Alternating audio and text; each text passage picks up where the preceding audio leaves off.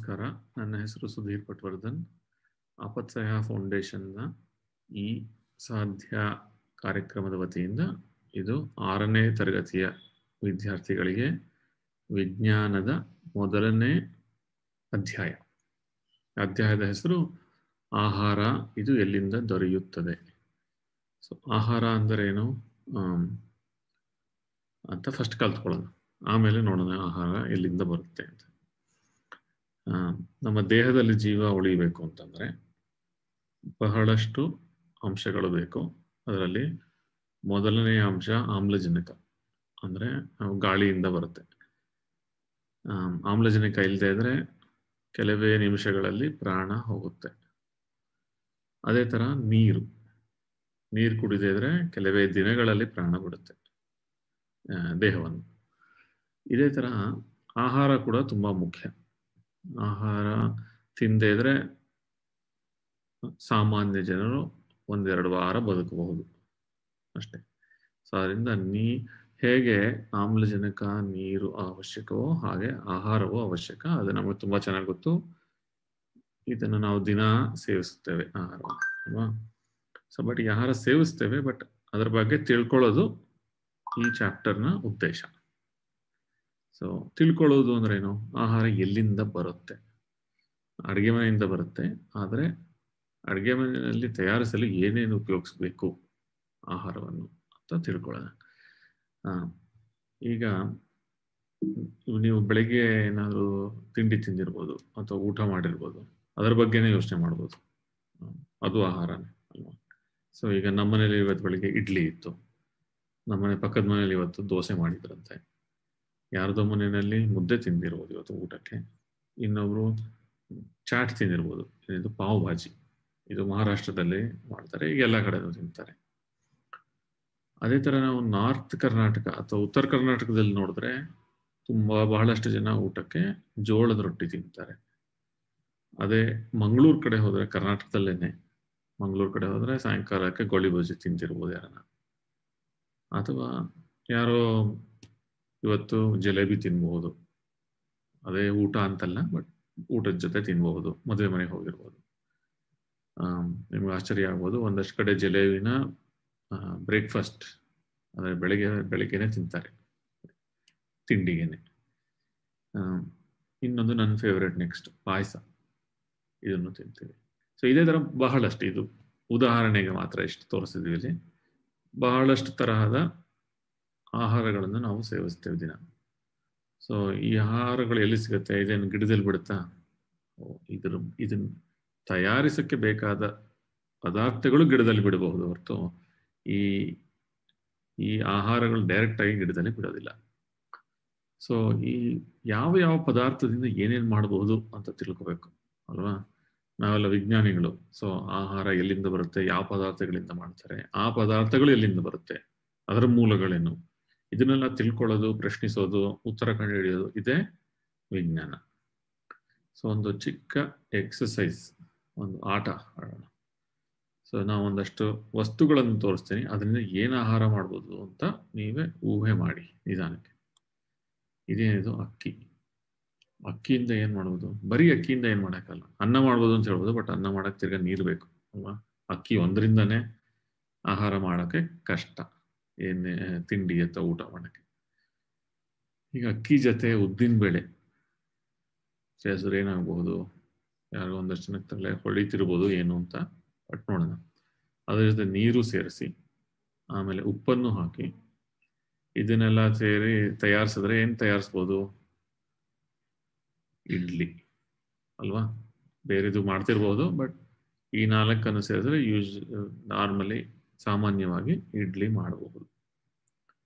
So ಇದು ನೋಡಕ್ಕೆ ಅರ್ಥ ಆಗಕ್ಕೆ ಚೆನ್ನಾಗಿದೆ, ಬಟ್ ಇದನ್ನ 6ನೇ ಕ್ಲಾಸಿನ ಮಕ್ಕಳಲ್ವಾ ನೀವು. ಸೊ ಸ್ವಲ್ಪ ಸೈಂಟಿಫಿಕ್ ಆಗಿ ಬರಿಬೇಕು ಅಂದ್ರೆ ಒಂದು ಕೋಷ್ಟಕ ಅಂದ್ರೆ ಒಂದು ಟೇಬಲ್ ಅಲ್ಲಿ ಬರಿಬೇಕು.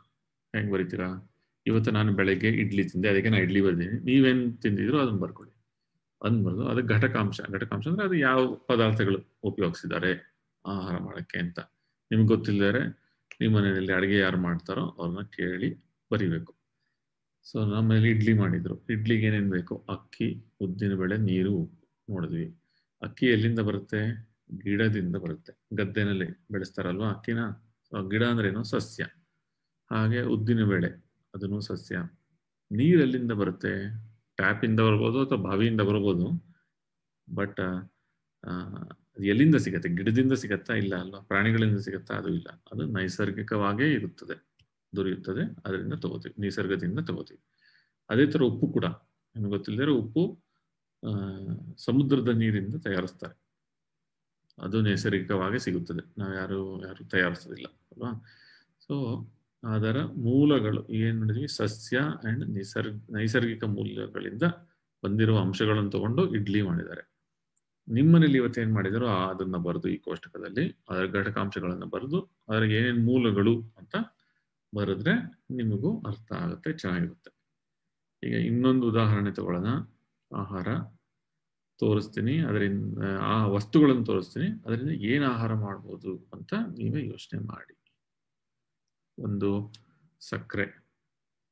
ಸಕ್ಕರೆನೇ ತಿನ್ಬಹುದು, ಆಕ್ಚುಲಿ ಅದು ಸ್ವೀಟ್ ಆಗಿರುತ್ತೆ, ತುಂಬಾ ಜನ ತಿಂತಾರೆ. ಹಾಲು, ಇವೆರಡನ್ನೂ ಸೇರು ಕುಡಿಬಹುದು, ಅದು ಆಹಾರ ಆಗುತ್ತೆ. ಅದ್ರ ಜೊತೆ ಅಕ್ಕಿ, ಮೂರನ್ನು ಸೇರಿಸಿ ಸ್ವಲ್ಪ ಬೇಯಿಸಿ ಅಡುಗೆ ಮಾಡಿದ್ರೆ ಏನಾಗುತ್ತೆ? ಪಾಯಸ ಆಗುತ್ತೆ ಅಲ್ವಾ. ಸೊ ಇದನ್ನ ತಿರ್ಗಾ ನಾವು ಕೋಷ್ಟಕದಲ್ಲಿ ಬರೀಬೇಕು ಅಂದ್ರೆ ಪಾಯಸ ಬರೆದು ಯಾವ್ಯಾವ್ದು ಘಟಕಾಂಶಗಳು? ಅಕ್ಕಿ, ಬೇಳೆ, ಹಾಲು, ಸಕ್ಕರೆ. ಇದರ ಮೂಲಗಳೇನು? ಅಕ್ಕಿ ಇದು ತಿರ್ಗಾ ಗಿಡ ಅಂದ್ರೆ ಸಸ್ಯ, ಬೇಳೆ ತಿರ್ಗಾ ಸಸ್ಯ, ಹಾಲು ಸ್ಪೆಷಲ್ ಅಲ್ವಾ ಇಲ್ಲಿ. ಹಾಲು ಎಲ್ಲಿಂದ ಬರುತ್ತೆ? ಅದು ಗಿಡದಿಂದ ಬರಲ್ಲ.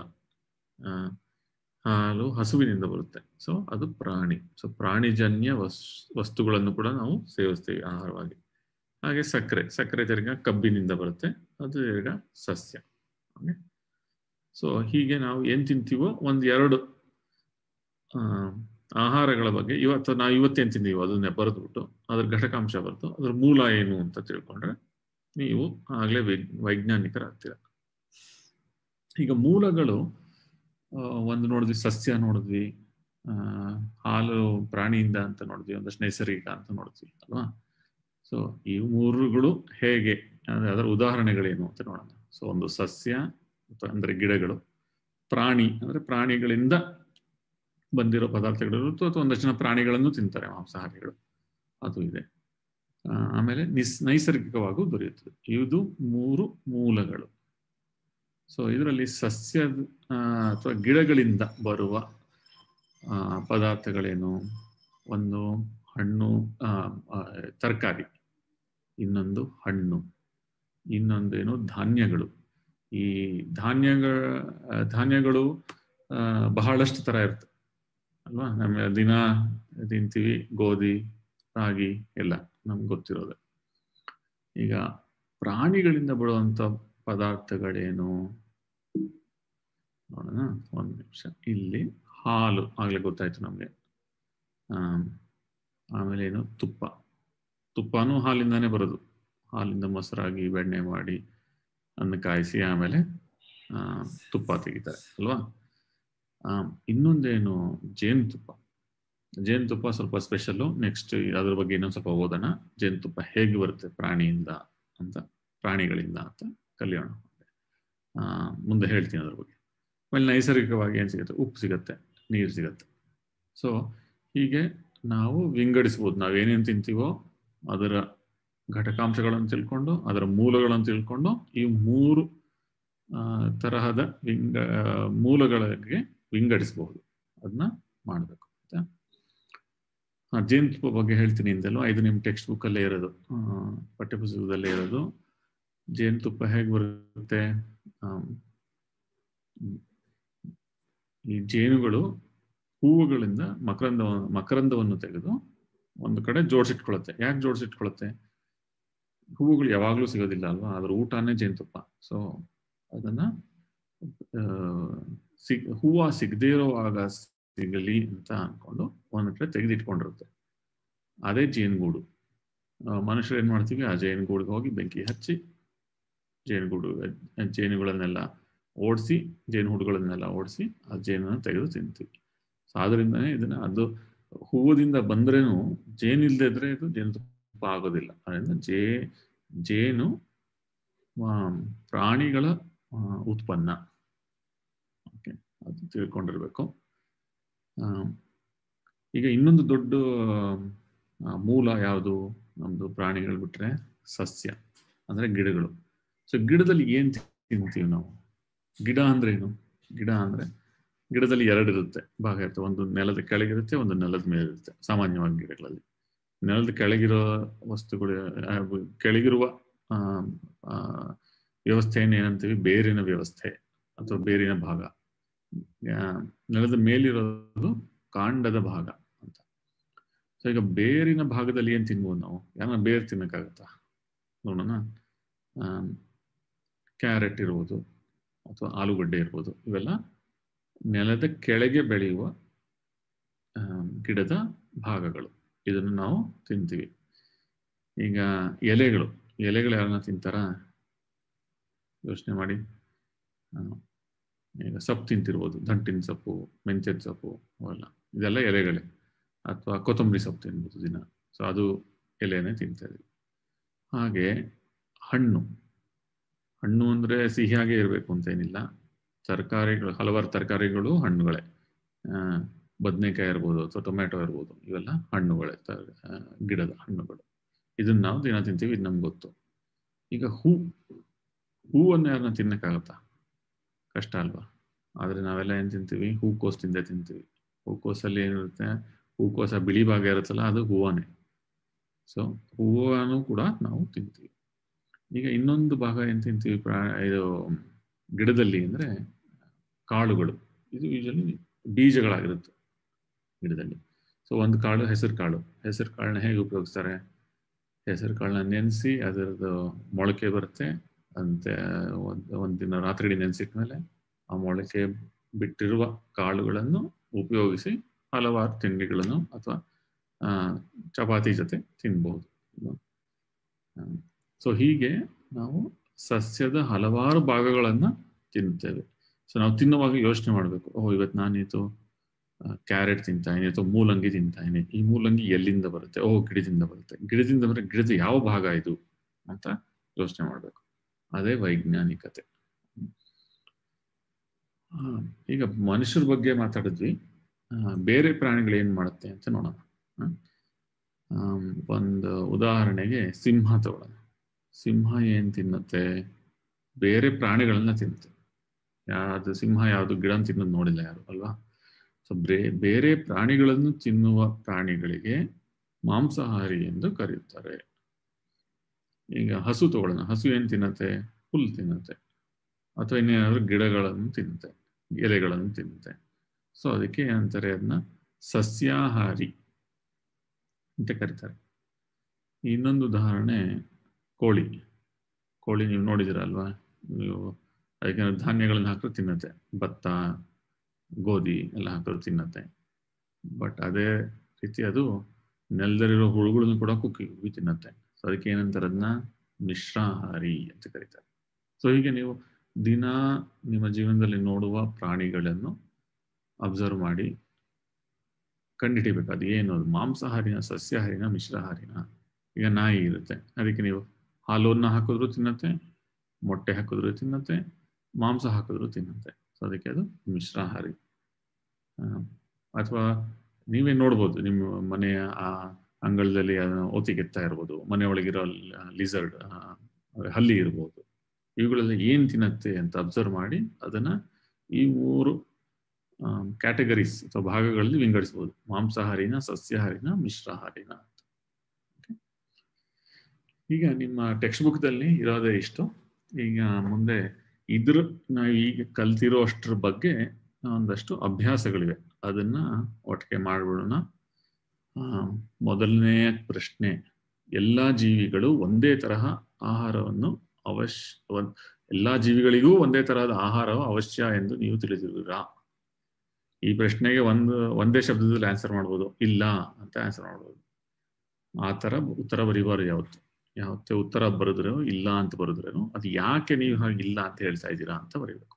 ಸೊ ಯಾಕೆ ಒಂದೇ ತರಹದ ಆಹಾರ ಅವಶ್ಯ ಇಲ್ಲ ಎಲ್ಲದಕ್ಕೂ? ನಮ್ಗೆ ಗೊತ್ತಿರೋ ಹಂಗೆ ನೋಡಿದೀವಲ್ವಾ, ನಾವು ಇದರಲ್ಲಿ ನಮ್ಮನೆ ಹತ್ರನೇ ಇರೋ ಪ್ರಾಣಿಗಳು ನೋಡಿದ್ರು ಆಯ್ತು, ಗೊತ್ತಾಗ್ತಲ್ಲ. ಒಂದಷ್ಟು ಪ್ರಾಣಿಗಳು ಮಾಂಸವನ್ನು ಸೇವಿಸ್ತವೆ ಅಥವಾ ಅದರ ಬೇರೆ ಪ್ರಾಣಿಗಳನ್ನು ತಿನ್ನುತ್ತವೆ ಅಲ್ವಾ, ಅದಕ್ಕೆ ಏನಂತಾರೆ ಮಾಂಸಾಹಾರಿ. ಕೆಲವೊಂದು ಪ್ರಾಣಿಗಳು ಬರೀ ಸಸ್ಯಗಳನ್ನು ತಿನ್ನುತ್ತವೆ, ಹಸು ಇರ್ಬೋದು, ಅದನ್ನ ಸಸ್ಯಾಹಾರಿ ಅಂತ ಕರೀತಾರೆ. ಅಥವಾ ಎರಡೂ ತರಹದನ್ನು ತಿನ್ನುವ ಪ್ರಾಣಿಗಳಿಗೆ ಏನಂತೀವಿ ನಾವು ಮಿಶ್ರಾಹಾರಿಗಳೆಂದು ಕರಿತೀವಿ. ಪ್ರಾಣಿಗಳನ್ನು ಬಿಡಿ, ಮನುಷ್ಯರಲ್ಲೂ ಕೂಡ ಬೇರೆ ಬೇರೆ ತರ ತಿಂತೀವಲ್ವಾ. ಒಂದಷ್ಟು ಜನ ಅವ್ರಿಗೆ ಏನು ಇಷ್ಟ ಬರುತ್ತೋ ಅದು ತಿಂತಾರೆ, ಒಂದಷ್ಟು ಜನ ಅವ್ರಿಗೆ ಏನು ಅನುಕೂಲ ಆಗುತ್ತೋ ಅದು ತಿಂತಾರೆ, ಅಥವಾ ಆ ಪ್ರದೇಶದಲ್ಲಿ ಏನು ಸಿಗುತ್ತೆ ಅದ್ರ ಮೇಲೆ ಕೂಡ ಡಿಪೆಂಡ್ ಆಗಿ ಅವರು ಬೇರೆ ಬೇರೆ ತಿಂತಾರೆ. ಬೇರೆ ಬೇರೆ ಅವಶ್ಯಕತೆ ಇರುತ್ತೆ ಅವ್ರಿಗೆ. ಸೊ ಬರೀ ಇಲ್ಲ ಅಂತ ಬರೀಬಾರ್ದು, ಸ್ವಲ್ಪ ಎಕ್ಸ್ಪ್ಲನೇಷನ್ ಬರೀಬೇಕು. ಬೇರೆ ಬೇರೆ ಮಾಂಸಾಹಾರಿ, ಸಸ್ಯಾಹಾರಿ, ಮಿಶ್ರಾಹಾರಿ ಪ್ರಾಣಿಗಳ ಬಗ್ಗೆ ಬರೀಬೇಕು. ಮತ್ತೆ ಮನುಷ್ಯರು ಕೂಡ ಬೇರೆ ಬೇರೆ ತರಹದ ಆಹಾರಗಳನ್ನು ತಿನ್ನುತ್ತಾರೆ ಅಂತ ಕೂಡ ಬರೀಬೇಕು. ಎರಡನೇ ಪ್ರಶ್ನೆ, ಇದು ನಾವು ತಿನ್ನುವ 5 ಸಸ್ಯಗಳು ಮತ್ತು ತಿನ್ನುವ ಅವುಗಳ ಭಾಗಗಳನ್ನು ಹೆಸರಿಸಿ. ಅಂದ್ರೆ ನಾವು ಏನ್ ತಿಂತೀವಿ ಮತ್ತು ಅದು ಸಸ್ಯದಿಂದ ಬರುವಂತಹ ಘಟಕಾಂಶ ಮತ್ತು ಆ ಸಸ್ಯದಲ್ಲಿ ಯಾವ ಭಾಗವನ್ನು ತಿಂತೀವಿ. ಇದು ನಾವು ನಾಗ್ಲೇ ನೋಡಿದೀವಲ್ಲ. ಮೂಲಂಗಿ ತಗೊಳ್ಳಿ, ನೀವೇ ಯೋಚನೆ ಮಾಡ್ಬೋದು. ಇವತ್ತು ನಾನು ಬೆಳಗ್ಗೆ ಏನ್ ತಿಂದೆ ಅಂತ ಯೋಚನೆ ಮಾಡಿ, ಅಥವಾ ನಿನ್ನೆ ರಾತ್ರಿ ಏನ್ ತಿಂದೆ ಅಂತ ಯೋಚನೆ ಮಾಡಿ ಬರೀತಾ ಹೋಗ್ಬೋದು. ಮೂಲಂಗಿ ಎಲ್ಲಿಂದ ಬಂತು? ಅದು ಬೇರು. ಮೆಂತ್ಯದ ಸೊಪ್ಪು ಎಲ್ಲಿಂದ ಬಂತು? ಎಲೆ. ಅಥವಾ ಹಣ್ಣುಗಳಿರ್ಬೋದು, ಬೆಂಡೆಕಾಯಿ, ನುಗ್ಗೆಕಾಯಿ, ಇವೆಲ್ಲ ಹಣ್ಣುಗಳು. ಅಥವಾ ಹೂವು ಇರ್ಬೋದು, ಹೂಕೋಸು ಒಂದು ಜ್ಞಾಪಕ ಇಟ್ಕೋಬೇಕು. ತುಂಬಾ ಹೂವುಗಳನ್ನು ತಿನ್ನೋದಿಲ್ಲ, ಒಂದಷ್ಟು ಮಾತ್ರ ತಿನ್ನೋದು. ಹೂಕೋಸು, ಬ್ರಾಕೊಲಿ ಅಂತ ಇದೆ, ಆ ಥರದ್ದೆಲ್ಲ ತಿನ್ಬೋದು. ಓಕೆ, ಇದು ಎರಡನೇ ಪ್ರಶ್ನೆ. ಮೂರನೇ ಪ್ರಶ್ನೆ ಮ್ಯಾಚ್ ದ ಫಾಲೋಯಿಂಗ್ ಅಂತಾರಲ್ಲ, ಅದೇ ಎರಡನ್ನು ಸೇರಿಸಿ ಬರೀಬೇಕು. ಇದಕ್ಕೆ ನಾವು ಸ್ವಲ್ಪ ಇದು ಮಾಡೋಣ. ಮುಂದೆ ಹೋಯ್ತು. ಓಕೆ, ಇದರಲ್ಲಿ ಮೊದಲನೆಯದು ಹಾಲು, ಮೊಸರು, ಪನ್ನೀರ್ ಮತ್ತು ತುಪ್ಪ. ಏನು ಇದು ಪ್ರಾಣಿಗಳನ್ನು ತಿನ್ನುತ್ತವೆಯೇ? ಇಲ್ಲ ಅಲ್ವಾ, ಹಾಲಿನೇನು ತಿನ್ನಕ್ಕಾಗೋದಿಲ್ಲ. ಸಸ್ಯ ಮತ್ತು ಸಸ್ಯಜನ್ಯ ಉತ್ಪನ್ನಗಳನ್ನು ತಿನ್ನುತ್ತವೆಯೇ? ಇಲ್ಲ, ಅದು ಆಗೋದಿಲ್ಲ. ಹಾಲು, ಮೊಸರು, ಪನ್ನೀರ್ ಇದು ತರಕಾರಿಗಳೇ ಅಲ್ಲ. ಆದ್ರಿಂದ ಇದು 4ನೇದೇ ಇರಬೇಕು. ಹಾಲು, ಮೊಸರು, ಪನ್ನೀರ್, ತುಪ್ಪ ಪ್ರಾಣಿಜನ್ಯ ಉತ್ಪನ್ನಗಳು. ಅದನ್ನ ಇಲ್ಲಿ ಹಾಕೋಣ. ಪಾಲಕ್ ಸೊಪ್ಪು, ಹೂಕೋಸು, ಕ್ಯಾರೆಟ್ ಇದು ಗ್ಯಾರಂಟಿ ಏನು ತಿನ್ನೋದಿಲ್ಲ. ಸೊ ಅದರಿಂದ ಮೊದಲನೇ ಎರಡಲ್ಲ, ಇದು ತರಕಾರಿಗಳು ಅಲ್ವಾ, ನನಗೆ ಗೊತ್ತಿರೋದು. ಸಿಂಹಗಳು ಮತ್ತು ಹುಲಿಗಳು ಇತರೆ ಪ್ರಾಣಿಗಳನ್ನು ತಿನ್ನುತ್ತವೆ, ಕರೆಕ್ಟ್, ಇಲ್ಲಿ ಹಾಕೋಣ. ಆಮೇಲೆ ಸಸ್ಯಾಹಾರಿಗಳು ಸಸ್ಯಜನ್ಯ ಮತ್ತು ಸಸ್ಯಜನ್ಯ ಉತ್ಪನ್ನಗಳನ್ನು ತಿನ್ನುತ್ತವೆ, ಅದು ಕರೆಕ್ಟ್. ಸೊ ಹೀಗೆ ಮ್ಯಾಚ್ ದ ಫಾಲೋಯಿಂಗ್ ನೀವು ಮಾಡ್ಬೋದು. ದ ನೆಕ್ಸ್ಟ್ ಒನ್ ನೋಡೋಣ. ಏನು ಫಿಲ್ ಇನ್ ದ ಬ್ಲಾಂಕ್ಸ್, ಅಥವಾ ಜಾಗ ಬಿಟ್ಟಿರೋ ಕಡೆ ಕರೆಕ್ಟ್ ಆಗಿರೋ ಪದಗಳನ್ನು ಬರೀಬೇಕು. ಮೊದಲನೇದೇನಿದೆ ಇದರಲ್ಲಿ, ಹುಲಿಯು ಡ್ಯಾಶ್, ಏಕೆಂದರೆ ಅದು ಮಾಂಸವನ್ನು ಮಾತ್ರ ತಿನ್ನುತ್ತದೆ. ಹುಲಿಯು ಏನು? ಮಾಂಸಾಹಾರಿ, ನಿಮಗೆಲ್ಲ ಗೊತ್ತಿರುತ್ತೆ. ಜಿಂಕೆಯು ಸಸ್ಯ ಉತ್ಪನ್ನಗಳನ್ನು ಮಾತ್ರ ತಿನ್ನುತ್ತದೆ, ಆದ್ದರಿಂದ ಇದು ಸಸ್ಯಾಹಾರಿ. ಗಿಳಿಯು, ನನಗೂ ಇದು ಗೊತ್ತಿರಲಿಲ್ಲ, ನಾನು ಸ್ವಲ್ಪ ಯೋಚನೆ ಮಾಡಿ ಆಮೇಲೆ ಗೊತ್ತಾಗಿತ್ತು. ಗಿಳಿಯು ಸಸ್ಯ ಉತ್ಪನ್ನಗಳನ್ನು ಮಾತ್ರ ತಿನ್ನುತ್ತದೆ. ಸೊ ನಾವು ಅಬ್ಸರ್ವ್ ಮಾಡ್ಬೇಕು ನೇಚರಲ್ಲಿ, ನಮ್ಮನೆ ಅಕ್ಕಪಕ್ಕ ಇರೋ ಪ್ರಾಣಿಗಳು, ಪಕ್ಷಿಗಳು ಏನ್ ತಿನ್ನತ್ತೆ ಅಂತ ಯೋಚನೆ ಮಾಡಿದ್ರೆ ನಮಗೂ ಗೊತ್ತಾಗುತ್ತೆ. ಹಸು, ಎಮ್ಮೆ, ಮೇಕೆ ಇವುಗಳಿಂದ ಇದು ಸಿಗತ್ತೆ, ಮತ್ತೆ ಇದನ್ನು ನಾವು ಕುಡಿತೀವಿ. ಏನದು? ತುಂಬಾ ಸಿಂಪಲ್, ಎಲ್ಲರೂ ಮೋಸ್ಟ್ಲಿ ಬೆಳಗ್ಗೆ ಎದ್ದ ತಕ್ಷಣ ಫಸ್ಟ್ ಕುಡಿತಾರೆ ಅದನ್ನ, ಹಾಲು. ಆಮೇಲೆ 4ನೇ ಅಥವಾ 5ನೇ ಇದು ಫಿಲ್ ಇನ್ ದ ಬ್ಲಾಂಕ್ಸ್ ಏನಿದು, ನಮಗೆ ಸಕ್ಕರೆಯು ದೊರೆಯುವ ಮೂಲ. ಎಲ್ಲಿಂದ ಬರುತ್ತೆ ಸಕ್ಕರೆ? ಕಬ್ಬಿನಿಂದ ಬರುತ್ತೆ ಸಕ್ಕರೆ, ಅದು ಮ್ಯಾಥ್. ಸೊ ಇದು ನಿಮ್ಮ ಫಸ್ಟ್ ಚಾಪ್ಟರ್. ತುಂಬಾ ಸಿಂಪಲ್ ಆಗಿದೆ. ನಾವು ದಿನ ತಿನ್ನುವ ಆಹಾರಗಳ ಬಗ್ಗೆ ಯೋಚನೆ ಮಾಡಿದ್ರೆ ಸಾಕು, ಈ ಫಸ್ಟ್ ಚಾಪ್ಟರ್ ಅಲ್ಲಿರೋ ವಿಷಯಗಳೆಲ್ಲ ತಿಳಿದು ಬರುತ್ತೆ. ನಾವು ತಿನ್ನುವ ಆಹಾರದ ಪದಾರ್ಥಗಳ ಬಗ್ಗೆ ಅದು ಯಾವುದರಿಂದ ಮಾಡ್ತಾರೆ ಅಂತ ಯೋಚನೆ ಮಾಡಬೇಕು. ಗೊತ್ತಾಗದಿದ್ರೆ ಅಡಿಗೆ ಮಾಡೋರನ್ನ ಕೇಳಬೇಕು ಮನೆಯಲ್ಲಿ. ಆಮೇಲೆ ಅದು ಎಲ್ಲಿಂದ ಬರುತ್ತೆ ಅಂತ ಕೂಡ ನಾವೇ ಕಂಡುಹಿಡಿಯಬೇಕು. ಆಮೇಲೆ ಅದನ್ನ ವಿಂಗಡಿಸ್ಬೇಕು. ಅಷ್ಟು ಮಾಡಿದ್ರೆ ಫಸ್ಟ್ ಚಾಪ್ಟರ್ ಇರೋದೆಲ್ಲ ಅರ್ಥ ಆದಂಗೆ ಆಗುತ್ತೆ. ಸೊ ಈ ಎಕ್ಸಸೈಸ್ ಏನು ಮಾಡ್ಬೋದು, ಹೋಗ್ಬಿಟ್ಟು ದಿನ ನೀವು ನಿಮ್ಮನೆ ಹತ್ರ ಇರೋ ಪ್ರಾಣಿಗಳನ್ನ ನೋಡ್ಬಿಟ್ಟು ಅದೇನೇನು ತಿನ್ನುತ್ತೆ, ಅದರ ಮೂಲಗಳು ಏನು, ಸಸ್ಯಾಹಾರಿನ, ಮಾಂಸಾಹಾರಿನ, ಮಿಶ್ರಾಹಾರಿನ ಅಂತ ಯೋಚನೆ ಮಾಡೋದಿರ್ಬೋದು.